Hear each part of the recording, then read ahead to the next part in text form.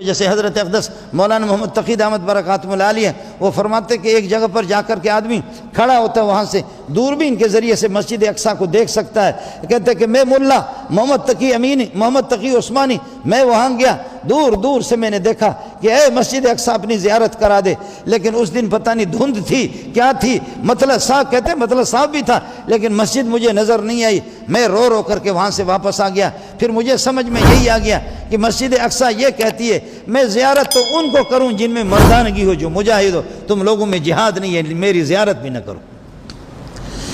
اس لیے اب جو دن گزر رہے آپ کی توسط سے مملکت اسلامیہ خدا داد پاکستان حافظ صاحب سے، باقی وہ جو دوسرے جو ہوتے ہیں وہ تو کھلے نہ ہوتے، بت ہوتے ہیں، بعض بت آپ نے دیکھا ہواؤں میں ہوتے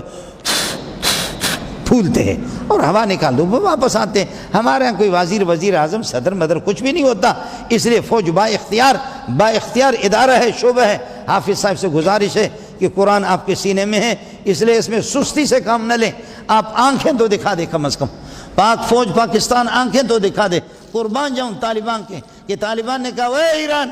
اے خنزیر، راستے دے دے ہمیں، دیکھ لے کہ فلسطین میں کیا ہوتا ہے، لیکن ایران راستے دینے کے لیے تیار نہیں ہے۔ حزب اللہ بھیجا ہے، وہ حزب اللہ نہیں ہے، حزب الشیطان، اخباروں میں آپ کو بتاتے ہیں کوئی حزب اللہ نہیں ہے، وہ حزب الشیطان ہے۔ ہماری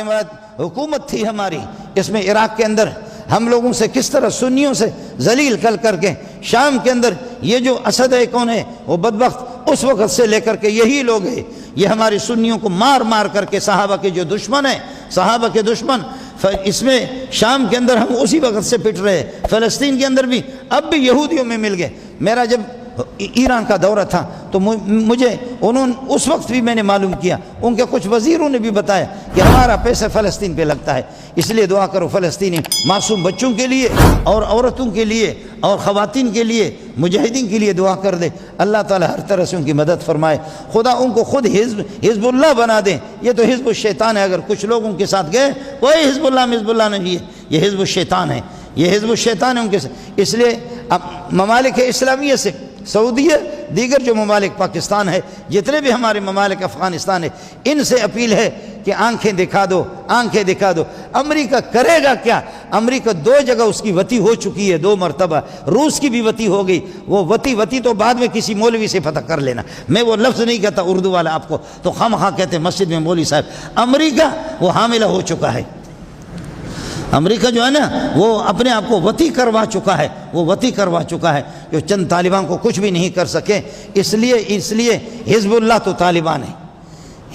طالبان ہے، اللہ کی جماعت یہ طالبان ہے، اللہ کی جماعت ہماری پاک فوج ہے، پاک فوج میں غیور قسم کے بھی لوگ ہیں، ان سے میری گزارش ہے، آپ کے سامنے ہاتھ جوڑ کر کے کہوں گا، میں خود